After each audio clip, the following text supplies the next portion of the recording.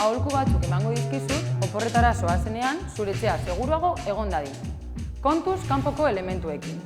Kendu haizeak eraman dezakeen guztia, tira eta dia ez ererori balkoitik kalera. Tresna elektroniko guztiak deskonektatu itsasuz. Energia aurreztuko duzu eta gorabeherak saihestuko dituzu. Itxi uraren eta gazaren giltza, badaezpada bakarrik. Ziurtatu etxeko ateak eta leihoak ondo itxita daudela. Etxea hutsik ez dagoela irudikatu behar da, eskatu konfiantzazko norbaiti gutunak postontzitik kentzeko. Kontuz hozkailuarekin oporretan joan aurretik, saiatu aurreko egunetarako bakarrik behar duzuna erosten. Eta utzi armairua eta hozkailua elikagai galkorik gabe. Estadila bueltan bizi hartu izana. Eta azkenik, baina ez garrantzi gutxiagokoa, ez eskegi sare sozialetan bidaian zaudela. Inbidia handia emateaz gain, zure etxea hutsik dagoela erakutsiko duzu.